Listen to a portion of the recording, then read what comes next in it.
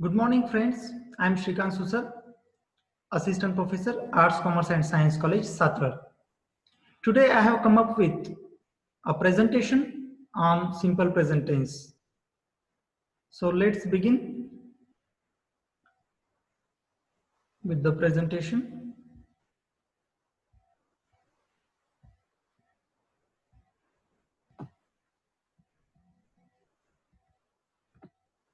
Well, tenses शिकत असताना बऱ्याचदा आपण फक्त स्ट्रक्चर सेंटेन्स स्ट्रक्चर शिकतो, भूकंपट्टीप्रमाणे ती वाचतो आणि ती लक्षात ठेवून वाक्य तयार करण्याचा प्रयत्न करतो. तर तसं न करता आपण कोणत्या सिच्युएशन मध्ये कोणत्या काळातील वाक्य बोलायला पाहिजे हे शिकणं गरजेचं आहे.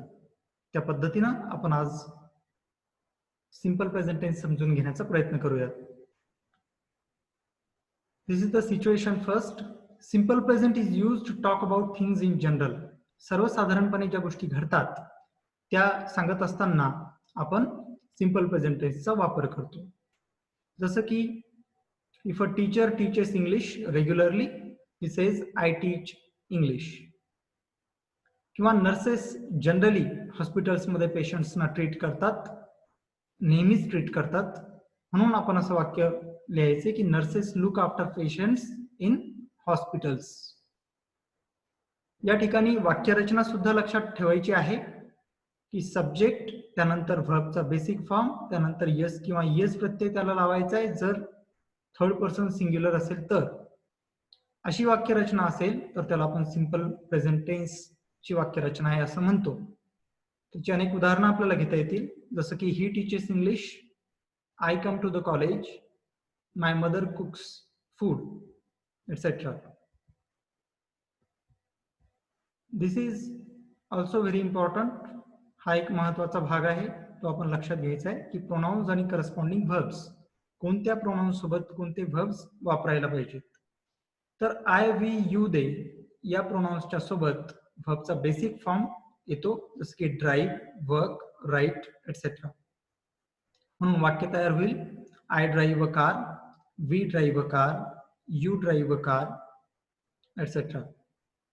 पण जर प्रोनाउन ही, शी, इट किंवा थर्ड पर्सन सिंग्युलर असेल तर व्हर्बला यस किंवा येस प्रत्यय लागतो, जसं की he drives a car, she drives a car, he works, she works, etcetera.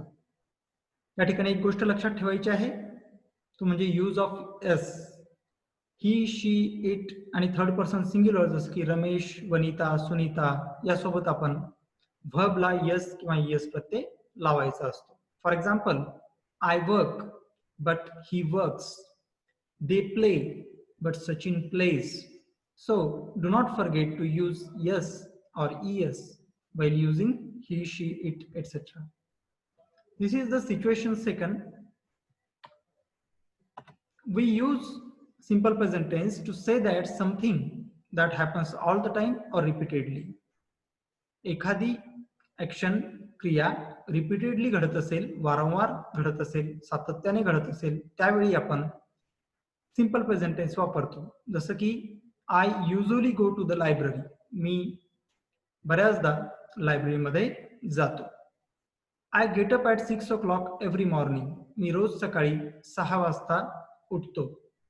Veena always drinks green tea, Veena नेहमीच ग्रीन टी पिते.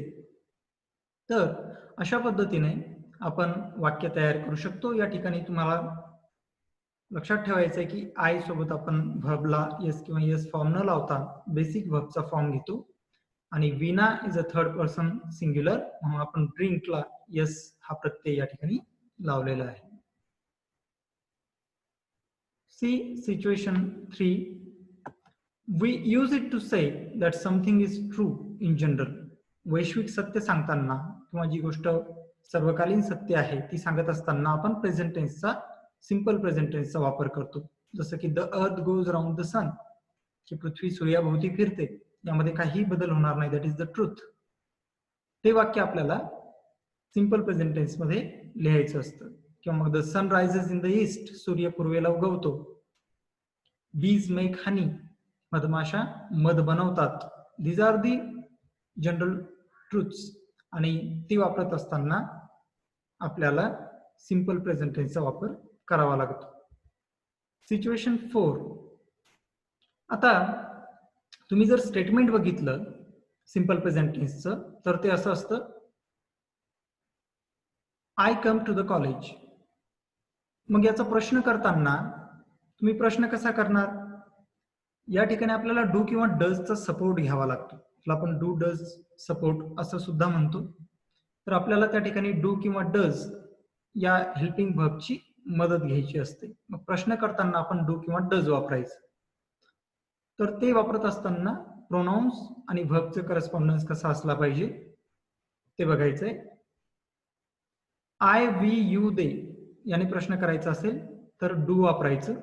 जसं की do I work, do we work. आणि ही, शी, इट किंवा थर्ड पर्सन सिंग्युलरने प्रश्न करायचा असेल तर डज वापरायचं. Does he work, does she come, does she clean, etcetera. आणखी उदाहरणावरून तुमच्या लक्षात येईल, जसं की do we keep our premises clean, आपण आपला परिसर स्वच्छ ठेवतो का? किंवा does he come to college regularly, तो कॉलेजमध्ये रेग्युलरली येतो का, नियमितपणे येतो का? असे प्रश्न करत असताना आपल्याला डू किंवा डजची मदत घ्यायची आहे. आणि डू हा आय, वी, यू, दे या प्रोनाउन्स सोबत वापरायचा आहे आणि डज हा ही, शी, इट या प्रोनाउन्सच्या सोबत वापरायचा आहे. निगेटिव्ह सेंटेन्सेस करत असताना सुद्धा आपल्याला डू आणि डजचा सपोर्ट घ्यायचा आहे. जसं की आय, वी, यू, दे आणि त्यानंतर डोंट. म्हणजे आय, वी, यू, देच्या सोबत आपण डू सपोर्ट घेतो, त्याला नॉट जोडतो आणि मग वाक्य निगेटिव्ह करतो, नकारात्मक वाक्य करतो. तसंच ही, शी, इट यासोबत डझंट किंवा डज नॉट हा व्हर्ब घ्यायचा आहे, नॉट वापरायचा आहे आणि मग पुढे मेन व्हर्ब. जसं की he does not do, she does not do, I don't work, or I do not work, or I do not come या पद्धतीने. त्याची उदाहरणं या ठिकाणी दिलेली आहेत. We do not keep our premises clean, आम्ही आमचा परिसर स्वच्छ ठेवत नाही. He does not come to the college regularly, तो कॉलेजला नियमितपणे येत नाही. या ठिकाणी आपण निगेटिव्ह सेंटेन्सेस तयार केलेले आहेत. We use simple present when we, जेव्हा आपण प्रॉमिस, सजेस्ट, ऍडवाइज, ऍग्री ही व्हर्ब्स वापरतो त्यावेळी आपण ही व्हर्ब्स कंटिन्युअस टेन्स मध्ये वापरत नाही, प्रोग्रेसिव्ह टेन्स मध्ये वापरत नाही. आपल्याला ती सिंपल प्रेझेंट टेन्स मध्येच वापरावी लागतात. जसं की I promise to study hard, या ठिकाणी आपण असं नाही म्हणू शकत की I am promising to study hard, कारण प्रॉमिस हा व्हर्ब प्रोग्रेसिव्ह टेन्स मध्ये वापरता येत नाही. I agree with you on that, not I am agreeing, याला आपण आयएनजी वापरून प्रोग्रेसिव्ह टेन्स मध्ये किंवा कंटिन्युअस टेन्स मध्ये वापरू शकत नाही. तर हा एक नियम लक्षात ठेवायचा आहे. या ठिकाणी एक एक्सरसाइज आपण घेऊयात की खाली दिलेली जी वाक्य आहेत त्यामध्ये योग्य तो व्हर्बचा फॉर्म वापरायचा. तर I never dash dash coffee, या ठिकाणी I never drink coffee. Bad driving causes many accidents. My parents live in a very small flat. The school opens at 8 o'clock every day. Anisha goes for a morning walk at 6 o'clock every day. या ठिकाणी तुम्हाला verbs आपण highlight करूयात.